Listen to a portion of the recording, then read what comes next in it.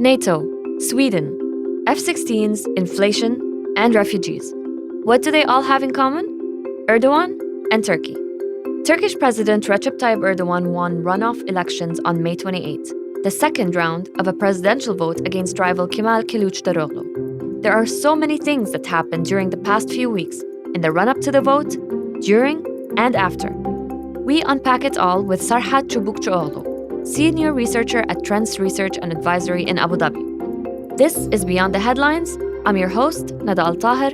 Let's dive in. But first, we hear from the National's own Jamie Prentice, who was in Istanbul covering the elections. When it was announced that the president had been re-elected, his supporters took to the streets. Some gathered round a complex in Istanbul and then Ankara, where he was giving a speech. Others honked their horns, drove through the streets to show how happy they were that he had been re-elected.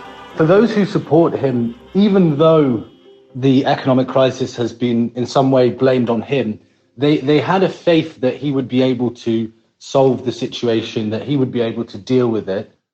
So Erdogan won the runoff elections. First of all, were you expecting that there would be runoff elections, or were you expecting a kind of landslide win for Erdogan? I was expecting a runoff election. Many seasoned analysts, observers also thought so, but they expected the outcome to be the reverse, that Kılıçdaroğlu would emerge on top, right in the first round even. Quoting the fact that there's economic downturn, humanitarian disaster of the devastating earthquakes, all sorts of foreign policy issues on Turkey's back, as well as some of social strife and the extreme polarization in the country. They thought that Kılıçdaroğlu has got such a strong wind behind him that he would outpace Erdogan easily with a few points ahead. But the result turned out otherwise, and that shows us that it's not just about the economy or day-to-day matters of cost of living crisis and so on, but there is still the strong element of identity politics in Turkey that many commentators seem to have disregarded or maybe taken more lightly. But yeah, in short, I was expecting a second round, but a closer second round. I hadn't expected the gap between the two to be such wide, like as to 4 to 5 percentage points. You mentioned that Erdogan's win was less about the day-to-day stuff, less about the economy, and more about, let's say, you said national identity politics. Mhm. Can you elaborate on that? Because Yeah. it seems that everybody who's running and everybody who's involved has some sort of nationalist agenda. So what makes Erdogan so different or special?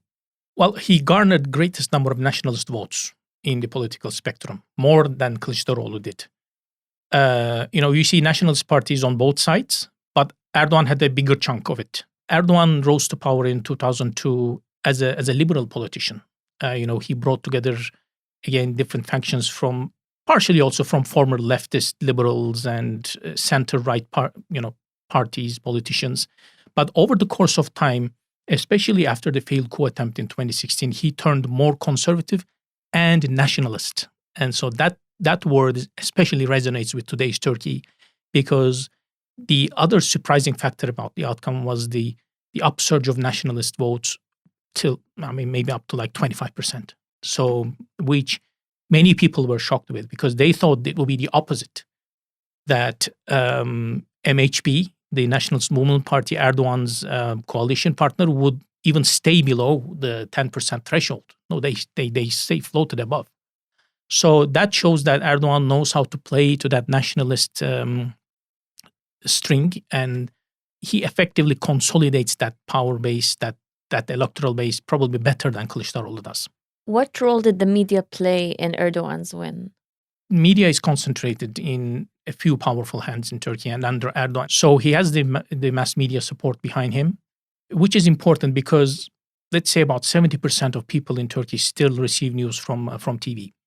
It's got a big share in people's day-to-day time. So the social media, if you look at like Twitter, it's pretty much like an echo chamber. And only about 15 to 20% of people who are mostly in the opposition camp use Twitter to disseminate messages and their narratives. People who vote for Erdogan don't. They use it to propagate their ideas, but not to learn or to listen to other views. They use TV mostly for that, and that's concentrated in Erdogan's camp. So that had a big effect. In 2016, Turkey signed a deal with the EU that has largely impacted Syrians living in Turkey. Under the agreement, Turkey said it would take all necessary measures to stop irregular migrants and asylum seekers moving on from Turkey to Europe. Anyone whose application for asylum is not accepted will be returned to Turkey per the agreement. Perhaps most importantly, though, for every Syrian returned from the Greek islands, an EU member state would accept one Syrian refugee who had been waiting inside Turkey. This deal is largely responsible for making Syrian refugees political pawns, our guest says. So the question around Syrian immigrants or people under temporary protection in legal terms is quite complicated, and it's a loaded topic because ever since the start of the Syrian war, let's recall that the prime minister or the foreign minister at that time, then the prime minister Ahmet Davutoğlu said, Turkey can only accept 100,000 Syrian refugees, and that's it. We won't take any more. But that was just a dream fake thing. I mean, it ended up being more than 5 million people, some of whom crossed over to Europe went to other countries and so on. So those who stayed behind, especially after the deal that Erdogan government cut with the European Union, are mostly unskilled people, okay? Because the skilled ones went to Europe and Germany handpicked them. They said, we want this and this and this, and the rest you can have to yourself. So that was a bad deal for Turkey. If we had more skilled people remaining, I think that would have been a much less controversial story or a politicized issue in Turkey nowadays than before, than otherwise. So, the government has taken some measures to contain this issue. Like when they give a residence permit, they say you are only allowed to live in that particular province and not go out unless you have a special permit and so on. It's quite telling what Erdogan's first few orders of business were on his first few days post-election. On Monday, he held a call with U.S. President Joe Biden. Here's what they talked about. Two, I spoke to Erdogan and congratulated Erdogan, and he still wants to work on something on the F-15s. I told him we wanted to deal with Sweden until I get that done, and so we'll be back in touch with one another. But it was basically a congratulatory call. That was Joe Biden talking to reporters on the White House lawn. I asked Mr. Çubukçuoğlu on Turkey's stance towards Sweden being a NATO member, whether that's going to change, and whether there's going to be some sort of quid pro quo between Erdogan and Biden on that issue. Yeah, definitely. There will be a give and take, a quid pro quo, a deal soon, rather, because I think that was part of the deal that Erdogan made before the elections. To be honest, if you ask me, before with the U.S. government, that he promised to approve Sweden's membership bid, and sooner or later, but for sure. And Sweden did things on its part as well, and it passed an anti-terror legislation law, which will come into effect, I think, on Thursday. Of course, I mean we need to see it in act, how it works, what they do, but in principle, at least. Turkey has never been opposed to Sweden's membership. They always said, we want them, we want NATO expansion, we approve it. We just need to see some action on Sweden's. And they ratified the Finland's membership as a sign, as a positive sign that we're moving in the right direction. And in Biden's statement, you clearly see that he refers to both the F-16 case and Sweden's membership in almost the same sentence. Right, so that shows that they are tradable issues. However much they both sides deny that they have any link between them, there is and Turkey is in a dire need of F-16 Block 70 upgrades. Let's be honest, Turkish air power is aging. It's got F-16 from the 80s, 90s. That yes, it's got its own modernization or upgrade program. That's moving fast, and its own indigenous fifth generation aircraft also planned up. We saw its first tarmac run, I think, a few months ago, and also the unmanned aircraft, the armed UAVs, which are impressive. It's built this arsenal over just a few years, and has got a tremendous amount of know-how in a war doctrine using the UAVs. But that's not enough, because if you look at Turkey's neighbors, like Greece, like Israel, Egypt, and Iran, for instance, they've got advanced fighter jets. F-35s, if not the latest model of F-16s, like the Block 70 that Greece has. So Turkey necessarily feels that it has to close that gap one way or the other, either through procuring upgrade kits and new units of F-16s, or through another alternative, NATO country like the UK's Eurofighter jets, until it comes to a stage in late 2020s and 2030 to fly its own fifth-generation aircraft and start deliveries and test it and have it ready for combat operation. So till then, it had to find a way, and I think F-16, since it's already been used there for over 40 years, 50 years almost, is the first option, and US knows this, and they don't oppose to providing it. So it's like the Sweden. So Turkey is not in principle opposed to Sweden, and US is not opposed to selling F-16s to Turkey. They just want something in return. Let's talk about Turkey-Syria ties. In the weeks and months before the elections, things seem to be moving forward between the two countries, which have had no formal ties since the war in Syria broke out in 2011 and wave after wave of refugees began flowing outwards into Turkey and beyond. Now that Bashar al-Assad is being brought back into the fold with his invitation and participation in the Arab League most recently, it's worth looking into whether Erdogan's policies vis-à-vis Syria are going to change. One of Turkey's main points of contention lies along Syria's northern border, where Kurdish militant groups like the YPG, PKK operate. Turkey has officially designated them as terrorists and has said it needs to secure its own borders. So, it placed some of its own troops along the border inside Syria under the guise of self-defense.